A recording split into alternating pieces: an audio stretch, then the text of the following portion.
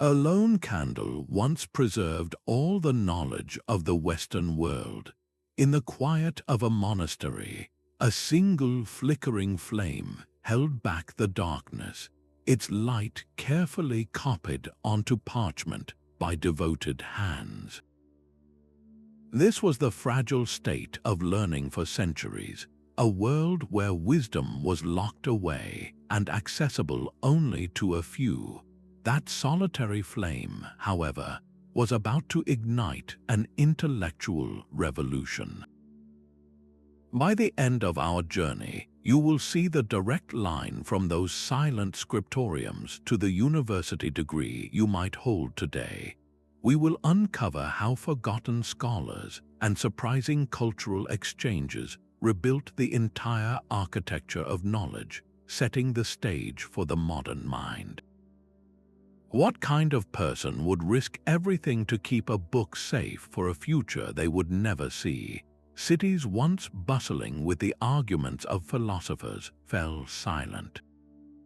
The great roads built by Rome now saw fewer travelers, and the grand institutions that had supported libraries and public schools crumbled away. Europe became a quilt of small kingdoms and local lords, each ruling their own patch of land. Life turned inward and local, centered on the manor and the village field. In this new world, the skills of reading and writing were no longer common currency. They became rare crafts known to only a handful of individuals. A single book was not just a source of information, it was a treasure of almost unimaginable value, a physical object painstakingly created and more expensive than most people would earn in a lifetime. Where did all the ancient wisdom go? It found its last refuge in the quiet, remote monasteries tucked away in deep valleys and on windswept coasts. Here, behind thick stone walls, small communities of monks took on a duty they saw as sacred. They became the guardians of a flame they themselves could barely keep lit. In their scriptoriums, by the light of a single window, they copied not only religious texts but also the surviving works of Greek and Roman authors. A poem by Virgil, a philosophical treatise by Plato, a medical text by Galen, each survived because of these anonymous hands. They preserved these works not necessarily for their own use, but simply because they contained knowledge, and knowledge was a gift from God that must not be allowed to vanish from the world. This was the fragile reality of the early Middle Ages, a time when the collective memory of a civilization was held in trust by a few devoted individuals in scattered, isolated outposts. The sheer scale of this loss and recovery makes the intellectual rebirth that followed not just impressive but almost miraculous. A single mistake could condemn weeks of labor. This was the unforgiving reality inside the monastery scriptorium, a room so silent you could hear the scratch of a quill and the soft breath of the scribe. Here, the preservation of knowledge was not a matter of abstract duty, it was a physical, painstaking craft. Before a single word could be written, the scribe had to prepare his materials. He worked on parchment made from the stretched and scraped skin of sheep or calves, a precious and expensive surface.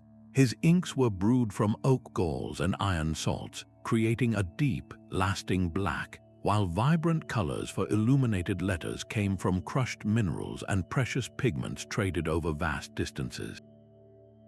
His entire body was part of the work, hunched for hours on a hard stool, his hand carefully forming each letter in a clear, consistent script. This was not merely writing, it was a form of prayer made manifest, a spiritual discipline where perfection was the goal and every stroke was an act of devotion. The texts they saved were their sacred charge. While copies of the Bible and the writings of church fathers were paramount, the monks did not stop there.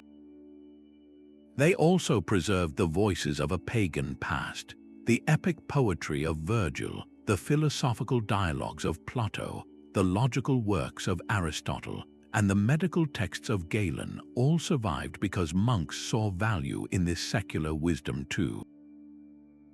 They understood that all truth was God's truth, no matter its source. This inclusive vision was championed by influential figures like Cassiodorus, a Roman senator who retired from public life to found a monastery. He explicitly instructed his monks to copy not only scripture but also the great works of classical learning, arguing that these texts were essential tools for understanding the world and even for interpreting the Bible itself. Because of this mindset, the scriptorium became more than a workshop. It was a fortress against the slow decay of time, a sacred trust held for a future the scribes themselves would never know. Their quiet, dedicated work did not just save old books, it planted the very seeds from which a new age of learning would eventually grow. But how could this silent, solitary flame of knowledge possibly spread beyond the monastery walls? A king who could barely write his own name would become the unlikely architect of Europe's first great intellectual revival. The vast empire of Charlemagne sprawled across modern-day France, Germany, and parts of Italy, a patchwork of different peoples and languages held together by the force of his will. He faced a monumental challenge: how to govern such a diverse realm effectively when his own administrators could not consistently read his decrees or write accurate records. The state of learning had fallen so low that even the Latin used in church services was often corrupted and misunderstood. Charlemagne possessed a brilliant and practical mind. He realized that to unify his empire and reform its religious life, he first had to rebuild the very foundations of knowledge itself. This was not a romantic quest for lost wisdom, it was a strategic necessity for survival. His solution was as bold as his military campaigns. He launched a cultural project that historians would later call the Carolingian Renaissance. He issued a formal decree, a capitulary, urging the establishment of schools and the accurate copying of religious and classical texts, declaring that correct copies were to be made, since often enough men who wished to pray to God properly prayed wrongly because of the faulty books. To lead this ambitious effort, he did something revolutionary for his time. He went talent hunting. He recruited the brightest minds from across Europe, creating a kind of intellectual dream team at his palace in Ockham.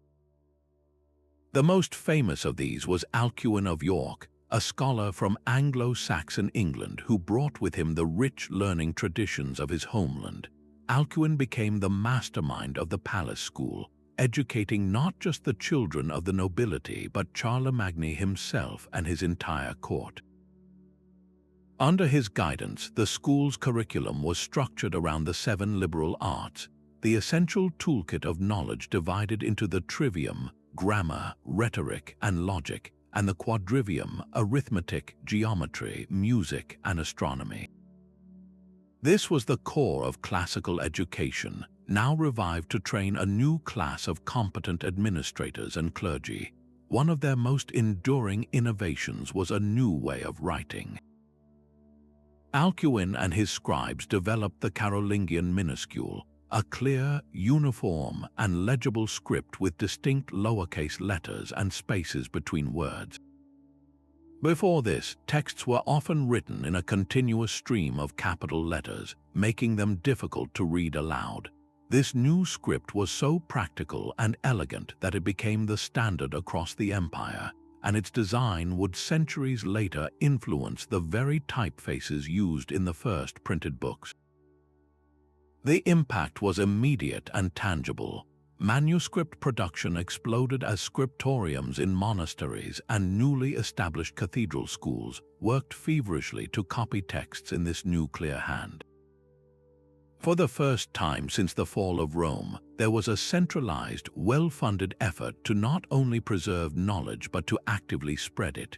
Charlemagne's initiative proved a powerful truth, that royal patronage could ignite an intellectual flame far brighter than any single monastery's candle.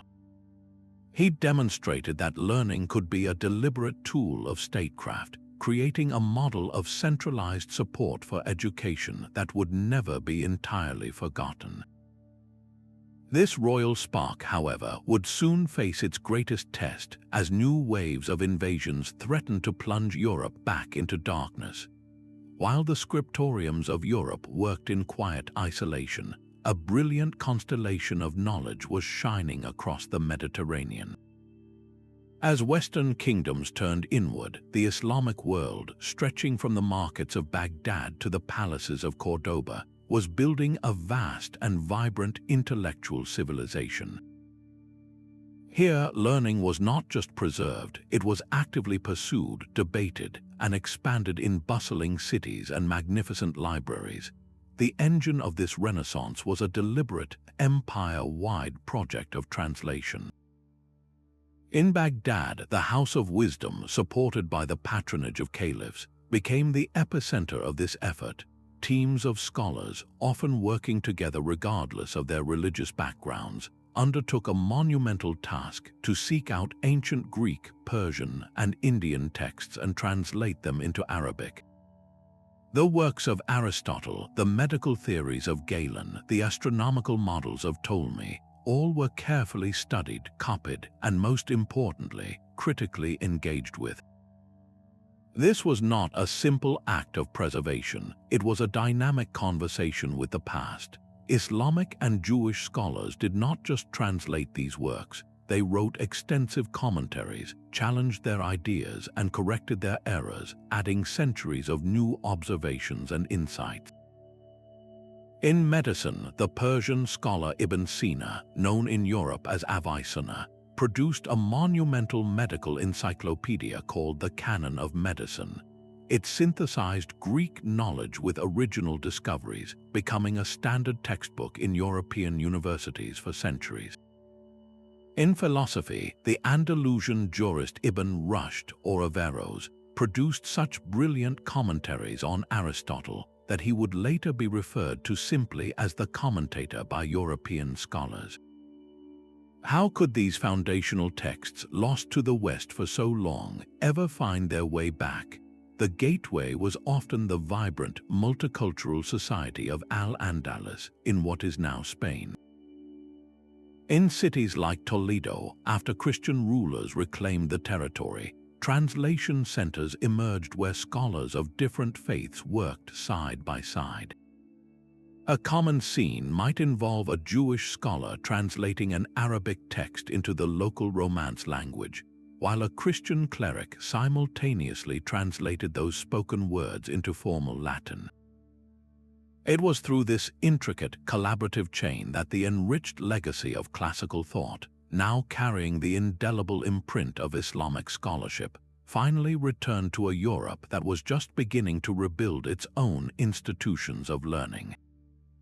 The Return of Aristotle, in particular, equipped with the sophisticated commentaries of Ibn Rushd, would not just influence European thought, it would completely upend it, creating an intellectual earthquake that demanded a new home for this explosive knowledge, the university itself.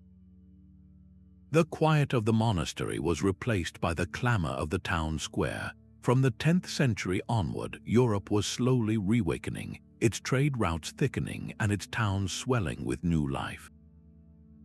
At the very heart of these burgeoning urban centers, a new kind of school began to flourish, not in remote valleys, but in the shadow of the great cathedral itself.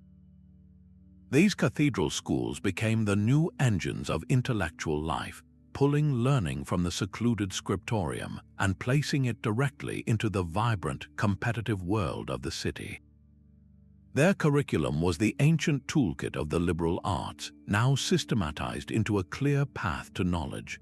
The first stage was the Trivium, the three language arts of grammar, rhetoric, and logic. Grammar taught the correct use of Latin, the international language of the educated.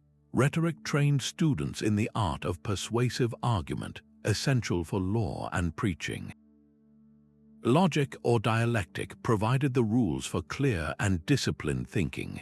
Once a student had mastered the Trivium, they could advance to the Quadrivium, the four mathematical arts of arithmetic, geometry, music, and astronomy.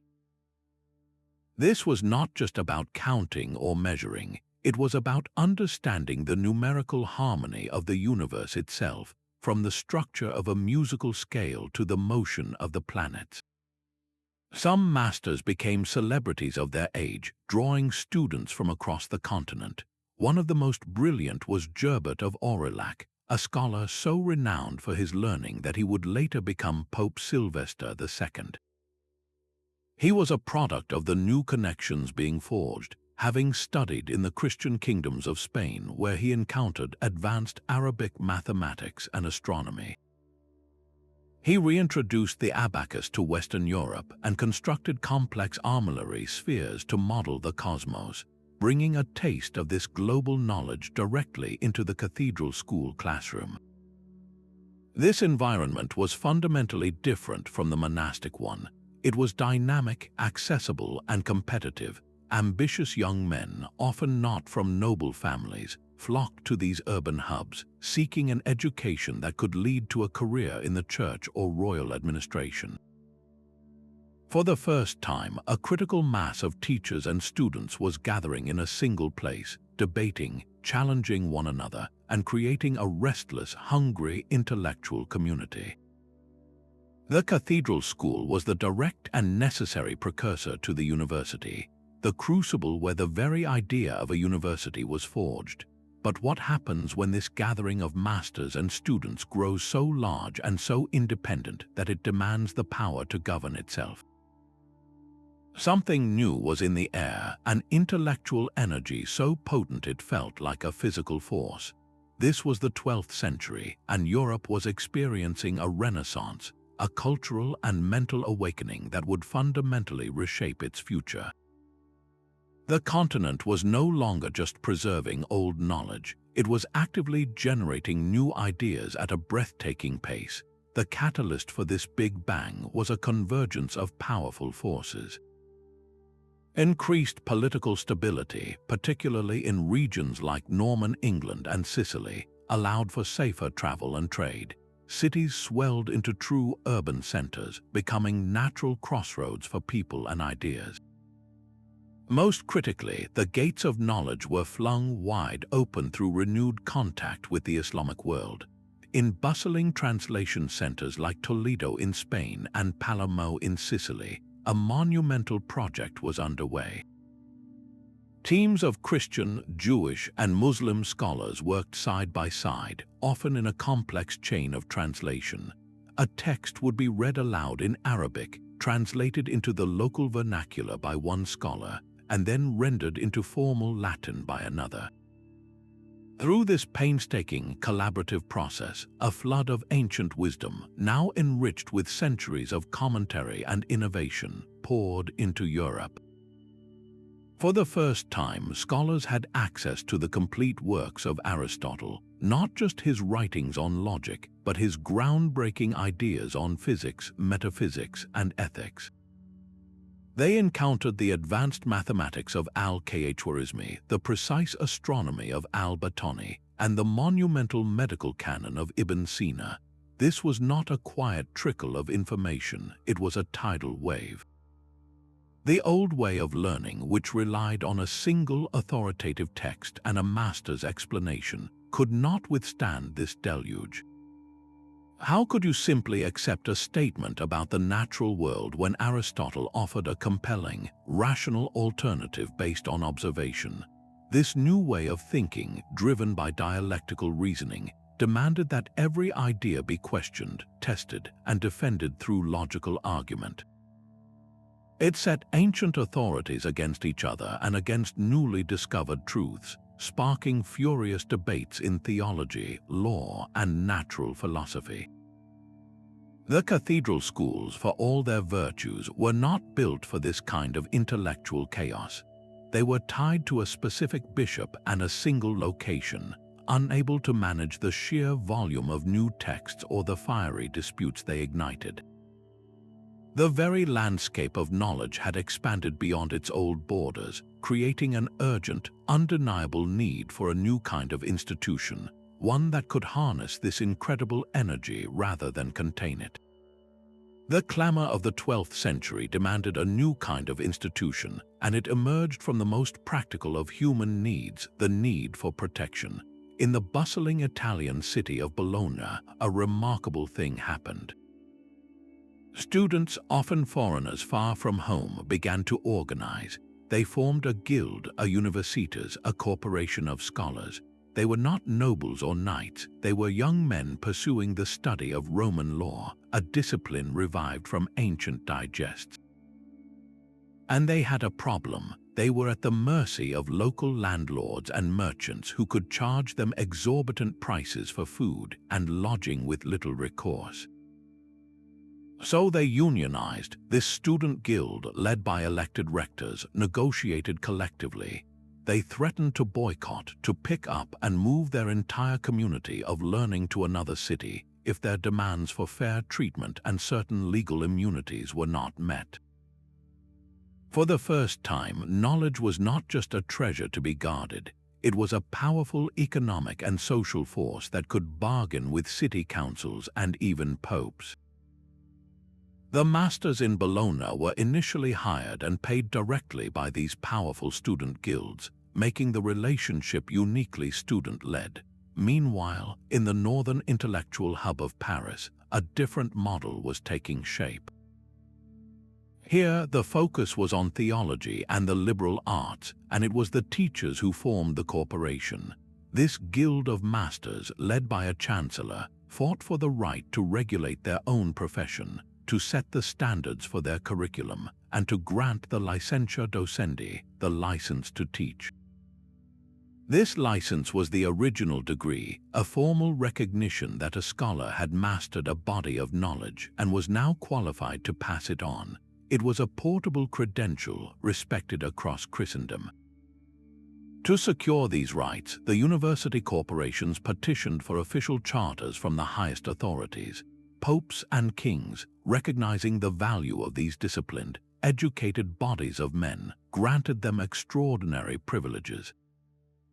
A papal bull of 1291, for instance, granted the University of Paris the right to self-governance, the power to set its own curricula, and crucially, the right for its members to be tried in their own courts rather than by local city authorities. This created what we would now call academic freedom, a protected space where contentious ideas about faith and reason could be debated without immediate fear of local persecution. The university was not a building, it was this charter, this legal body. It was a revolutionary social form, an international community that transcended the narrow loyalties of town or region. A student from England could travel to Bologna, know the curriculum, understand the rules, and have his hard-won degree recognized back home. This corporate structure provided a stability that could outlive any individual master or king, allowing the institution itself to become the permanent guardian of learning. The solitary candle in the monastery had finally been brought into the public square and encased in the durable, powerful framework of a corporation. The university curriculum was a mental forge designed not merely to inform but to fundamentally reshape how a person thought. Every student, whether in Paris or Bologna, first had to master the Trivium, a rigorous three-part training for the mind.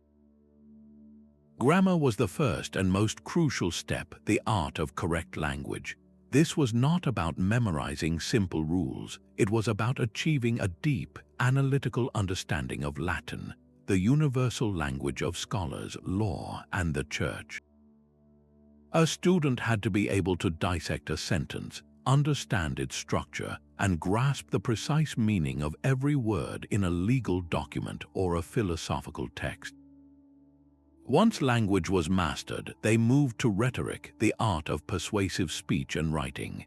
This taught them how to construct a powerful argument, how to arrange their points for maximum impact, and how to use stylistic devices to sway an audience, a skill vital for future lawyers, diplomats, and preachers. The final piece of the Trivium was logic, often called dialectic. This was the crown jewel of the foundational arts, the discipline of sound reasoning. Students learned to identify fallacies, to build a case step by step, and to defend their positions against all challengers. The Trivium, in essence, equipped a scholar with the intellectual toolkit to read accurately, argue effectively, and think clearly. With this sharpened mind, a student could then advance to the Quadrivium, the study of number, space, and harmony. Arithmetic and geometry were the sciences of quantity, both discrete and continuous.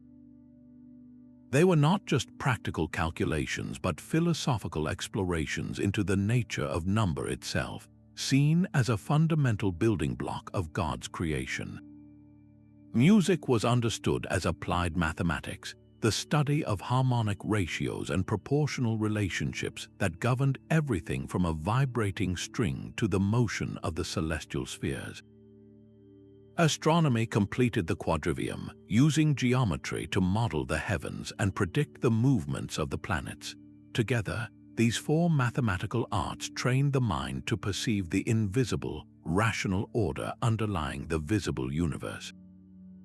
For those who continued their studies, the path led to one of the three higher faculties: law, medicine, or theology. The study of law was split into two powerful streams: canon law, the legal system of the Church, and civil law, based on the rediscovered Roman legal codes. This education produced the administrators and judges who would run the kingdoms and the Church itself. Medicine blended ancient texts from figures like Galen and Ibn Sina with practical, if limited, clinical observation. The ultimate and most prestigious field of study was theology, the queen of the sciences. This was not simple faith, it was an immensely complex and logical endeavor, using the tools of Aristotelian logic to probe the deepest mysteries of divine revelation. The entire process was brought to life through two core methods. The first was the Lectio, a slow, meticulous reading of an authoritative text. A master would read a passage aloud, line by line, offering his commentary and explaining difficult concepts, while students carefully copied his words into their own notes, creating their personal textbooks. The second and far more dynamic method was the Disputatio. Here, a master would pose a question, such as whether it was possible to prove God's existence through reason alone. Students would then spend days preparing arguments for and against the proposition, marshalling evidence from the Bible, from Aristotle, and from other authorities. The event itself was a formal, public debate, a kind of intellectual joust where every point could be challenged and every flaw in logic exposed. This constant, structured conflict honed a fierce and agile form of critical thinking. This shared curriculum, taught through these universal methods, created a common intellectual language that connected a scholar in Oxford to one in Prague. It forged a way of thinking that valued rigor, respected authority, but subjected it to logical scrutiny, and sought to find a coherent order in all of creation. The air in the lecture hall was thick with the scent of parchment and concentrated effort. Here, the master did not merely teach, he performed a careful unveiling. Seated in a high chair, he held the university's most precious asset, a handwritten book so rare and costly it was often chained to the desk. His voice was the only instrument in a room of silent listeners as he began the Lectio. He would read a passage from Aristotle or from the Bible slowly, phrase by phrase, then pause to offer his commentary, his gloss. This was not a passive experience for the students crowded on wooden benches. Their hands flew across wax tablets or scraps of parchment, trying to capture every word. They were not just learning what the text said, they were learning how to interpret it, building their own reference library from the master's spoken expertise. This process disseminated a standardized body of knowledge, creating a common foundation for scholars across Europe. But the true test of that knowledge came in a different, far more dramatic setting. Imagine the shift from that quiet hall to the charged atmosphere of the disputation. This was the university's intellectual battlefield, a formal public debate held several times a week.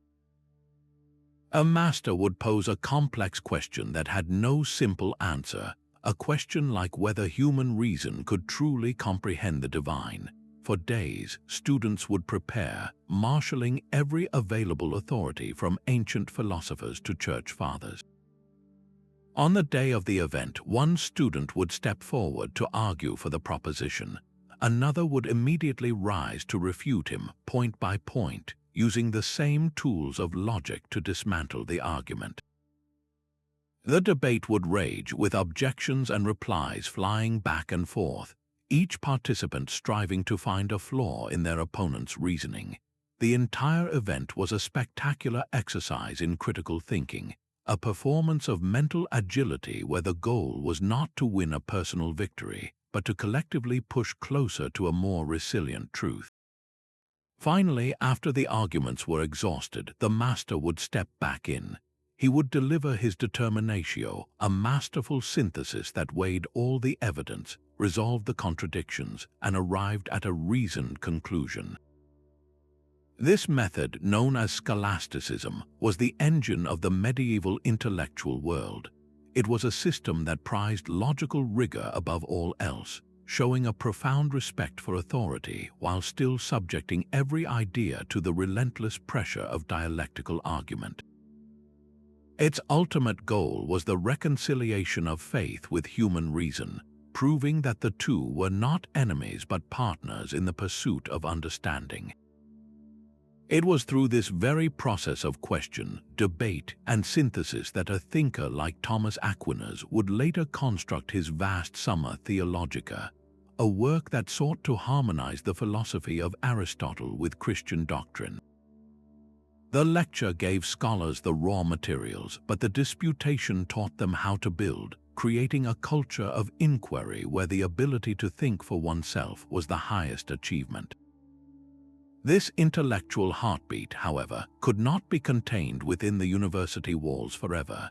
Its rhythms would soon pulse out into the world, challenging the very foundations of society. He arrived in the city with little more than a wax tablet and a desperate hunger for a different life. The medieval student body was a turbulent sea of humanity, a mix of ragged scholars begging for bread and the sons of nobles attended by personal servants. They were united not by class but by a shared ambition and the universal language of Latin, which allowed a youth from England to debate a student from Hungary in a cramped Parisian lodging house. These young men, often in their early teens, organized themselves into groups based on their homeland, called nations, which provided mutual support and a taste of self-governance in a city that often viewed them with suspicion. Their daily existence was a precarious balance between intense study and sheer survival. Lectures began at dawn in unheated churches, and the curriculum was a marathon, demanding 6 long years to master the arts and many more for law, medicine, or theology. Their education was built on memory, requiring them to internalize vast texts, with their knowledge tested not on paper, but in the high-stakes arena of the public oral examination. Life outside the lecture hall was just as volatile. They crowded into cheap rented rooms, their meager diets supplemented by the taverns and street vendors, and they lived under the constant threat of violent clashes with the local townspeople, conflicts so common they were given a name: town versus gown riots. Yet within this hardship, a powerful new identity was forged. In the taverns, they sang raucous, irreverent poems known as Goliatic songs, celebrating wine, women, and the follies of their masters. This was more than just youthful rebellion. It was the sound of a new international intellectual elite discovering its own voice. The transformation from an anonymous boy to a learned clerk, a man recognized for his mind rather than his birth, was the true degree the university conferred. This social revolution, however, was only half the story, for the ideas these clerks were mastering were about to challenge the most powerful institution in their world. A student's textbook was a collection of wax tablets and scattered notes, a fragile echo of the master's voice, but the very object that held knowledge was undergoing a quiet revolution of its own. The book itself was being reinvented, transformed from a ceremonial treasure into a practical tool. Centuries earlier, the most profound shift had been the move from the scroll to the codex, the bound book form we recognize today. The scroll was a sequential public object designed to be unrolled and read aloud. The codex was a private, random access universe. You could flip between pages, compare a passage from the beginning with one at the end, and carry an entire library in a single, compact form. This was a technological leap as significant as the move from desktop to laptop, fundamentally changing the relationship between a reader and a text. The material of writing was also changing. For centuries, books were made of parchment, the carefully prepared skin of animals. A single large Bible might require the skins of more than 200 sheep, an almost unimaginable cost. Then came paper, a technology that traveled from China through the Islamic world into Europe. Made from pulped rags and linen, it was dramatically cheaper and faster to produce. While still a luxury, paper made books more accessible, fueling the very economy of knowledge the universities demanded. The text inside the books was changing too. The clear, stately Carolingian minuscule gave way to a new, more efficient script known as Gothic. Its letters were more compact, with sharp angles and abbreviations that allowed a scribe to fit more words on a page, saving precious time and material. More importantly, the page itself became a map for the mind. Scribes began adding punctuation, spaces between words, page numbers, and chapter divisions. These seemingly small innovations were revolutionary. They made silent, private reading possible, freeing the reader from needing to hear the text aloud to grasp its meaning. A scholar could now quickly cross-reference a philosophical argument, flipping from one section to another to check a citation, building a web of connections across an entire library. This new, user-friendly book found its perfect distribution system in the university towns through the Pecia system. University-approved stationers would hold a master copy of a textbook, divided into separate sections or Peciae. A student would rent one section at a time, copy it himself, return it, and rent the next. This system acted like a primitive but highly effective photocopier, allowing multiple students to copy the same essential text simultaneously. It was the birth of the textbook publishing industry, putting the core tools of the curriculum directly into the hands of the learners. The book was no longer a relic to be venerated in a monastery. Its margins were now filled with the frantic notes and counter-arguments of students, its pages worn from constant use and debate. The democratization of the physical text had made the university's scholarly method possible, turning static knowledge into a dynamic, living conversation. The university lecture hall was no longer the only place where high-level ideas were taking root. While scholars debated logic in Paris, a different kind of revolution was walking the muddy streets of Europe's booming cities. These were the friars of the new mendicant orders, the Franciscans and the Dominicans, men who had renounced wealth to live among the people and preach.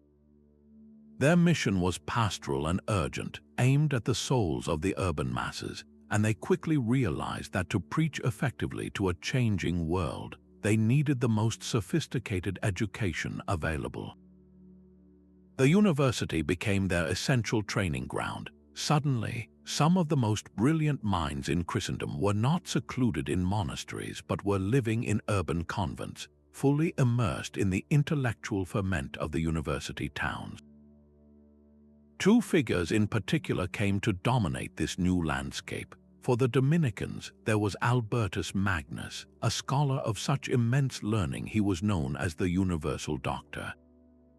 He championed the idea that the natural world was a valid subject for Christian study, declaring that one could not truly know God without understanding his creation. His most famous student, Thomas Aquinas, would take this principle and build one of the most ambitious intellectual structures of the Middle Ages. Meanwhile, the Franciscan Bonaventure offered a compelling alternative path, focusing on the journey of the soul toward God through love and contemplation. These friars did not just attend the universities, they became their leading intellectual lights, holding prestigious chairs and drawing huge crowds of students. They established their own houses of study right in the heart of university towns like Paris and Oxford, creating a powerful, international network of learning that often rivaled and challenged the older, secular masters. This was a crucial development. The involvement of the Mendicant orders ensured that the razor-sharp intellectual debates over faith and reason, once confined to the lecture hall, were now directly connected to the spiritual needs of the common person. The complex theology refined in university disputations was translated into powerful, accessible sermons delivered in the public square. This fusion of the highest academic learning with a popular mission gave the university a broader social purpose than it had ever known, proving that knowledge could be both profound and profoundly useful to the everyday lives of ordinary people. A razor-sharp mind now turned to the ultimate challenge, the synthesis of human reason and divine revelation. Thomas Aquinas entered the University of Paris as the intellectual currents of Aristotle and the commentaries of Ibn Rushd were causing a theological earthquake. The ancient philosopher's purely rational view of the world seemed, to many, to directly threaten the core of Christian faith.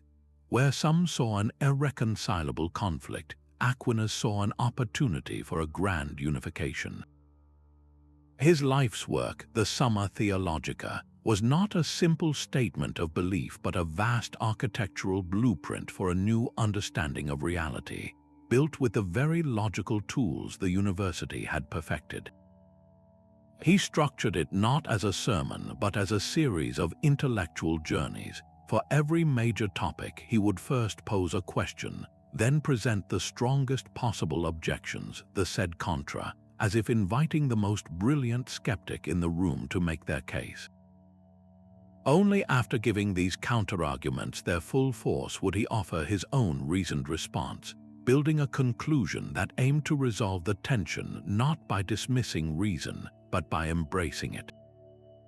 One of his most enduring contributions was his formulation of the 5 ways, 5 logical arguments for the existence of God. These were not appeals to scripture, but exercises in pure philosophy, starting from observable facts about the world like motion and causation. He argued that everything that moves is moved by something else, a chain that cannot regress infinitely and must logically end in a first, unmoved mover. In this framework, the universe was not a battleground between faith and reason, but a single, coherent creation.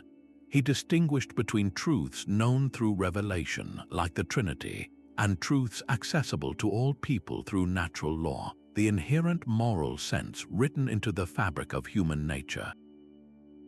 This concept of a universal, rational moral code, knowable by all, would go on to profoundly influence later philosophies of human rights and justice.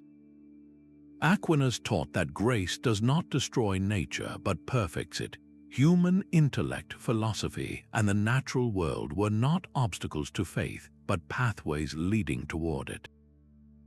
His synthesis was so comprehensive and logically robust that it became a cornerstone of Catholic thought for centuries, a testament to the university's power to produce not just learned clerks, but system builders whose ideas could shape the very foundations of Western civilization.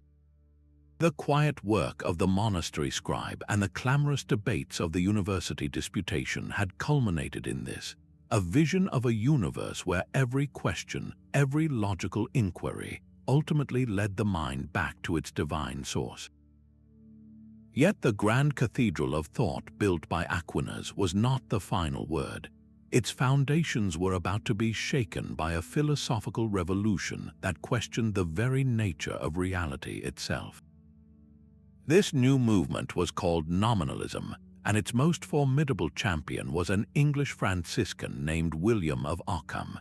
His ideas would slice through centuries of established thought with a simple, devastatingly sharp tool that we now know as Occam's razor. The principle was elegant. The simplest explanation that fits all the facts is usually the correct one. But in the halls of 14th century universities, this was not just a rule of thumb, it was a philosophical weapon. The central debate was over the problem of universals. For realists like Aquinas, universal concepts like humanity, justice, or redness were real things that existed independently of any individual human or red apple. They were the blueprints in the mind of God, the true essences that gave meaning to the world. Ockham and the nominalists argued the opposite. They claimed that these universals were merely names, nomina in Latin, that we create in our minds. What truly exists, they insisted, are individual things, this particular human, this specific act of kindness, this one red apple. The universal concept of humanity has no real existence outside of our own minds, which groups similar individuals together under a convenient label. Occam's razor was used to cut away what he saw as unnecessary metaphysical clutter, all those invented essences and universal forms that realists believed in. If you can explain everything you observe by referring only to individual entities and the power of your own mind to name them, then why invent a whole invisible world of abstract realities? This was a profound shift from abstract reasoning toward a focus on individual experience and direct observation of the world. It suggested that true knowledge might not come from contemplating perfect forms, but from carefully studying the specific, tangible things right in front of us. This debate between realists and nominalists was not a quiet scholarly disagreement. It tore through the universities. Classrooms became battlegrounds where the fundamental architecture of knowledge was contested. This internal conflict, however, demonstrated the university's greatest strength, its capacity for self-questioning and evolution. It proved that these institutions were not monolithic guardians of a single dogma, but vibrant arenas where the deepest assumptions could be challenged, pushing philosophy toward a more skeptical and ultimately more modern direction, a world where the individual observer and the evidence of the senses would soon take center stage. A master's license was more than a diploma, it was a passport. The ius ubique docendi, the right to teach anywhere, transformed a graduate into a citizen of an invisible republic, a borderless world of letters that stretched from Bologna to Oxford. This universal recognition meant that a scholar who had earned his license in Paris could pack his books and begin lecturing in Prague or Padua without needing to requalify. His credential was his identity, respected across the fragmented kingdoms of Christendom. We can trace this intellectual geography through the lives of the scholars themselves. Albertus Magnus, a German Dominican, absorbed the learning of Padua, taught for years in Cologne and Paris, and left his mark on all of them.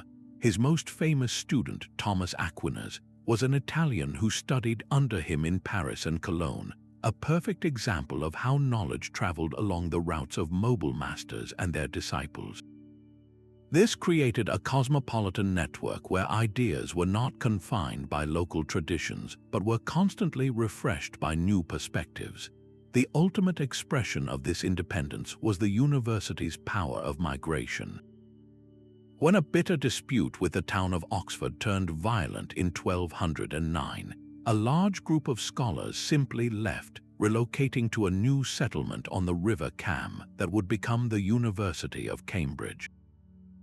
Decades later, another conflict between students and the royal provost in Paris prompted a mass exodus, with many scholars finding a welcome in Oxford, further enriching its intellectual life. These were not just protests, they were demonstrations of the university's corporate power, proving that the community of scholars itself was the true institution, not the stone walls of its buildings. In this republic of letters, a scholar's first loyalty was to the pursuit of truth, a commitment that transcended the narrow political loyalties of the age. This international fraternity, bound by a shared language and a shared method of inquiry, became one of the most powerful unifying forces in a continent otherwise defined by its divisions. The Latin of the lecture hall now met the language of the home and the marketplace. Across Europe, a quiet revolution was unfolding not in the universities, but in the courts and growing cities, as authors began to craft works of profound beauty and intellect in their native tongues. This was the rise of the vernacular, the everyday languages of English, French, Italian, and German, and it began to shatter the intellectual monopoly held by the Latinate elite. For the first time in centuries, sophisticated ideas were being offered directly to those who had never set foot in a university. In Italy, Dante Alighieri did not merely write poetry, he built a universe.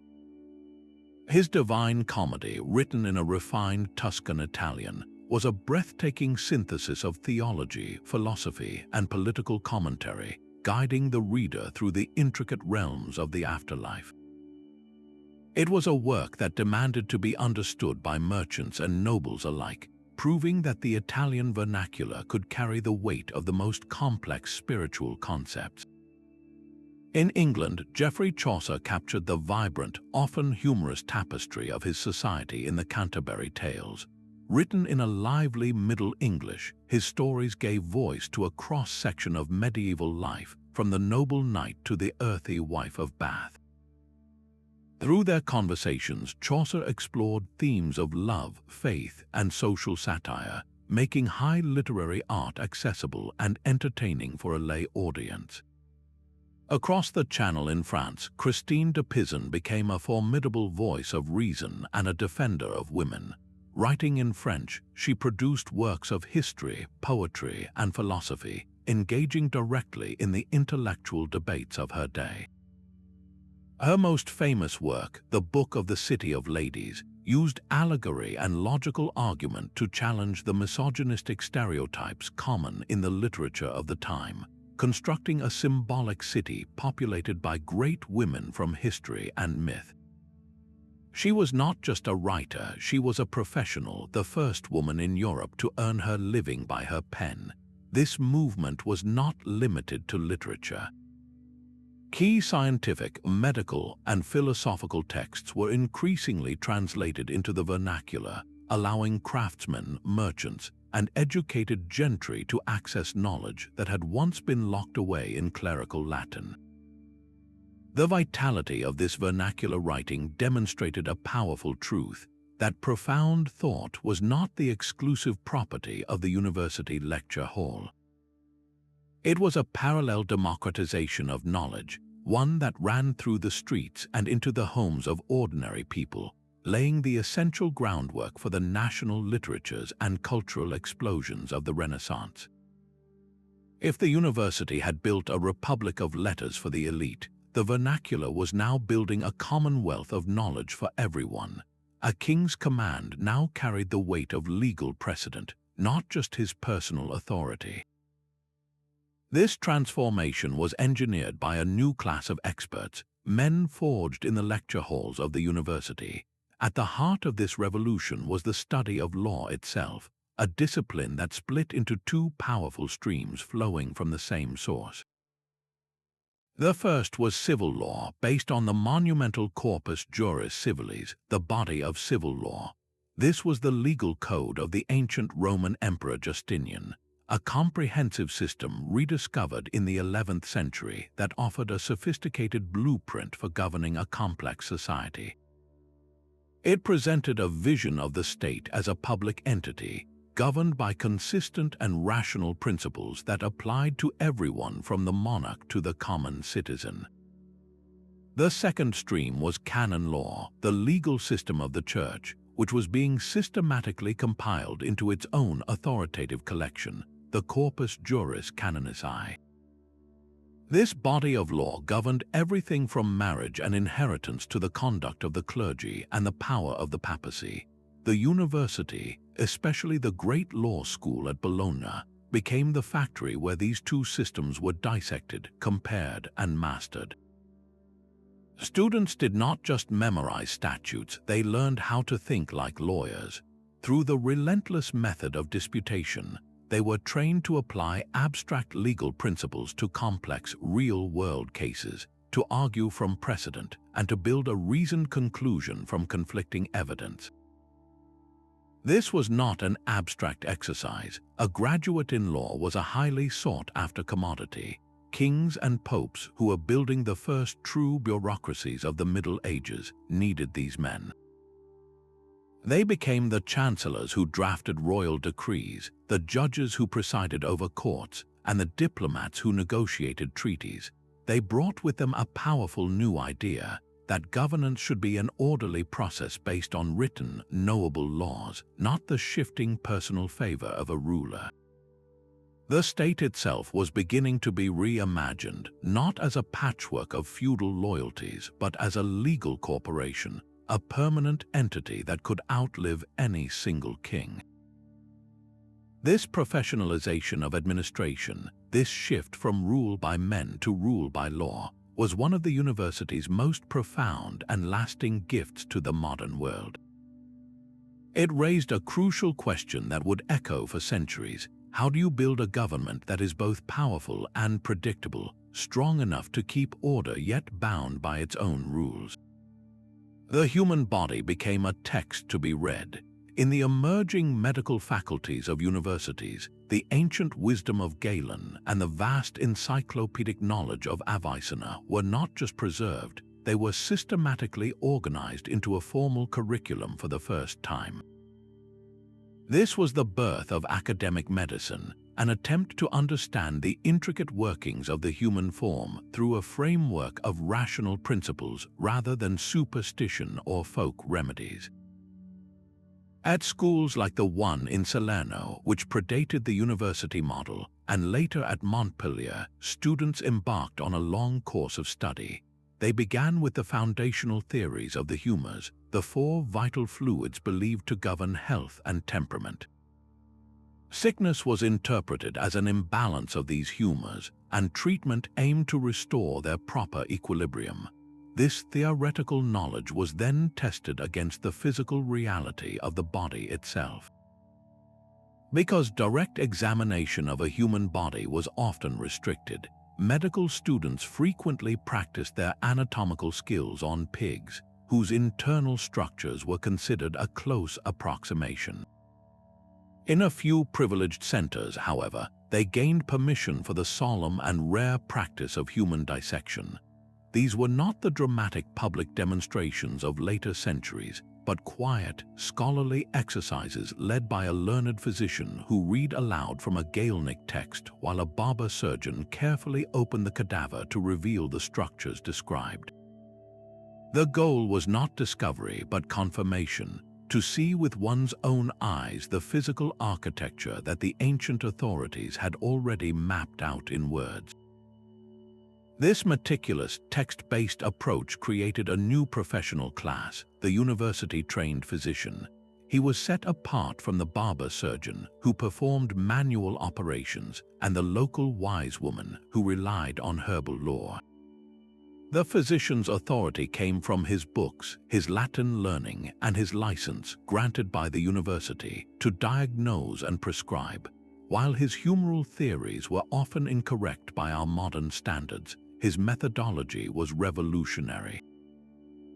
He was committed to a logical, systematic investigation of illness, believing the body operated according to knowable laws.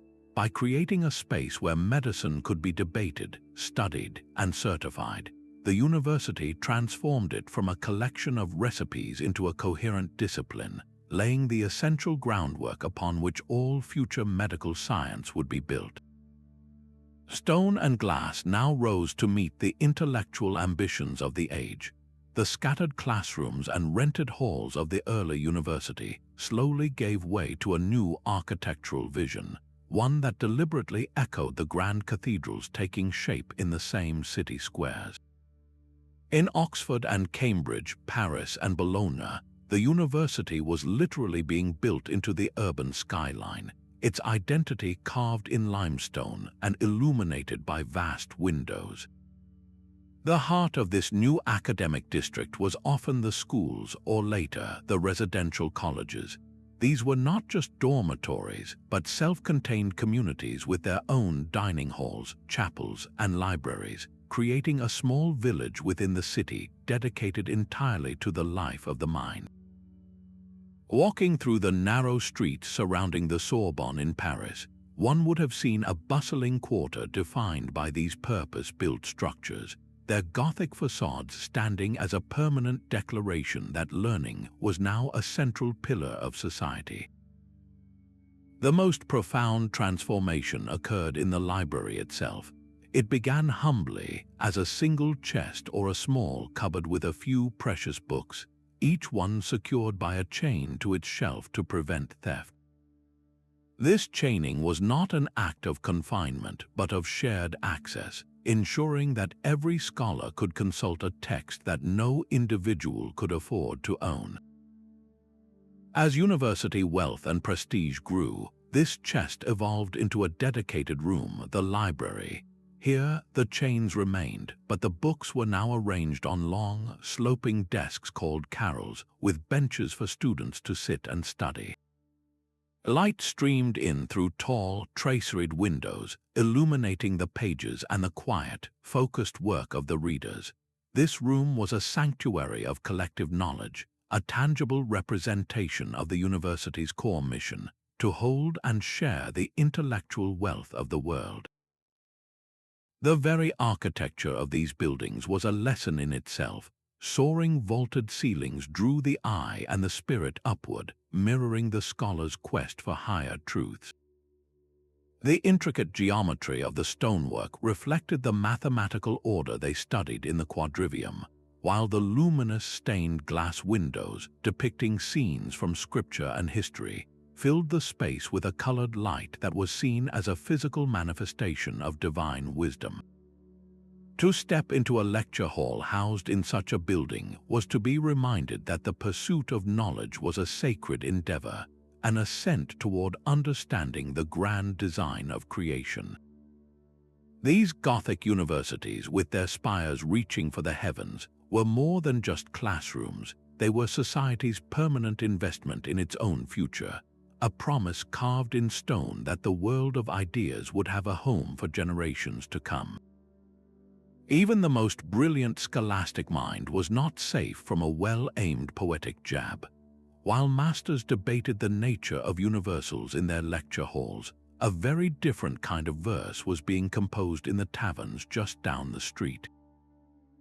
The Goliatic poets, wandering scholars and disaffected clerics, penned raucous lyrics that celebrated the earthly pleasures of wine, love, and song, openly mocking the solemnity of their more disciplined peers. In one of their most famous songs, The Confession of Goliath, the narrator declares, "I am of one element, lettuce and such like food, slake my hunger and my thirst." It was a direct and humorous rebellion against the abstract complexities of university life, a reminder that the body had its own demands that no amount of logic could refute. This satirical tradition reached its peak with Geoffrey Chaucer in the Canterbury Tales. His Clerk of Oxford is a walking embodiment of academic austerity, so dedicated to his books of Aristotle that he is threadbare and hollow-cheeked. He would rather have at his beds's head 20 books, clad in black or reed, of Aristotle and his philosophy, than robes rich or fithil or gay sautery. Chaucer paints him with affection but also with a gentle irony, highlighting the comical disconnect between the clerk's immense intellectual wealth and his tangible poverty. The humor lies in the contrast. This man who can unravel the most intricate philosophical problems cannot manage the simple business of acquiring a good meal or a new coat. These satirists performed a crucial social function. They held up a mirror to the intellectual elite, reflecting their pedantry, their occasional arrogance, and their potential to become lost in a world of pure abstraction, disconnected from the everyday concerns of the people they were meant to serve. The fact that such criticism was not only tolerated but widely enjoyed reveals something vital about medieval society. It proves that the university was not an isolated ivory tower, but a deeply integrated and self-aware part of the culture, capable of laughing at its own follies. This vibrant tradition of critique ensured that the pursuit of knowledge remained, in some small way, accountable to the human condition it sought to understand. A silent lecture hall is a haunting thing. The great pestilence that swept across Europe in the mid-14th century did not distinguish between peasant and scholar. It emptied the universities, claiming the lives of masters and students alike. The very continuity of learning, so carefully built over generations, was severed in a matter of months. This was not just a demographic catastrophe, it was a deep crisis of authority. The most learned men, the respected masters who held the keys to ancient wisdom, had been just as vulnerable as anyone else. Their knowledge offered no shield, their logical disputations no cure. In the face of such immense and inexplicable loss, the entire medieval worldview was shaken to its core. People were left questioning why such suffering had been allowed, and whether the institutions they had trusted still held the answers. Yet from this profound trauma emerged a strange and powerful opportunity. The desperate shortage of trained clergy and administrators created a vacuum that needed to be filled, and quickly. Survivors, often from more humble backgrounds, found doors swinging open that would have been firmly closed to them before. A young man who might have spent his life as a parish clerk could now aspire to a position at a cathedral or even a royal court, his value inflated by the sheer scarcity of educated men. This social mobility was an unintended and brutal form of democratization, forcing a reshuffling of the intellectual class. The survivors of this generation carried with them a different spirit, one that was perhaps more critical, more pragmatic, and more inclined to question the old certainties. If the established authorities had failed so completely, perhaps it was time to look for new ones, or to rely more heavily on one's own individual reason and experience. Some older universities never fully recovered their former vigor, their halls echoing with the memory of lost voices, but others adapted, and new institutions were founded in the aftermath, reflecting a shifting political and intellectual landscape. The crisis compelled a deep and painful reassessment of the very purpose of higher learning. What was knowledge for if it could not save you? The answer that slowly emerged was that its value was not in providing absolute protection, but in building resilience, in creating the tools for rebuilding a shattered world. The university, like the society it served, had no choice but to reinvent itself from the ashes, forging a new identity in the long shadow of collective loss. A single book could now be born 1,000 times over.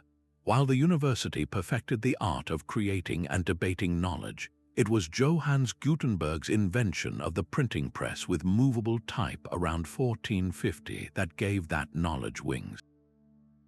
This was not merely an improvement on the old way of doing things, it was a complete reinvention of the very ecosystem of ideas. Before the press, the creation of a book was a slow, expensive, and deeply personal act, a manuscript painstakingly copied by hand. After the press, a book became a product that could be manufactured, a commodity that could be sold and shared on a scale previously unimaginable. The cost of books plummeted. Where once a single volume might cost as much as a small farm, Now a student could realistically own not just one textbook, but a small library of them. This fundamentally changed the experience of learning, shifting the scholar from a passive listener in a lecture hall to an active reader who could engage with multiple texts simultaneously in the privacy of their own study. The press also brought a new level of consistency and reliability to texts. In the age of manuscripts, every copy was unique, with scribble errors and variations creeping in with each new generation. A philosophical argument in Paris might be subtly different from the same argument studied in Bologna, all because of a mistake in transcription, printing standardized knowledge. The first printed edition of a text became the definitive one, and every copy that rolled off the press was identical. This created a common, stable foundation for scholarly debate across the entire continent, allowing for a precision in citation and argument that the manuscript culture could never achieve. Speed was the final revolutionary element.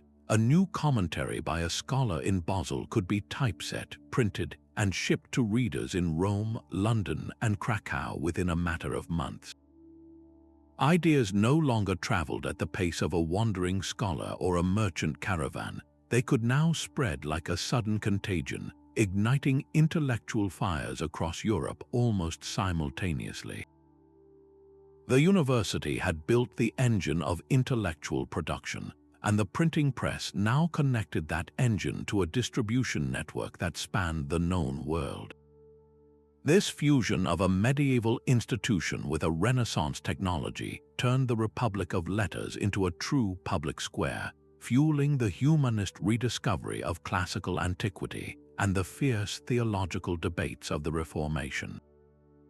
The university's mission to create and share knowledge had finally found its ultimate tool, ensuring that the model of learning forged in the Middle Ages would not just persist, but would scale to transform everything that followed. That quiet revolution in a Parisian classroom or a Bolognese lecture hall was not a temporary experiment.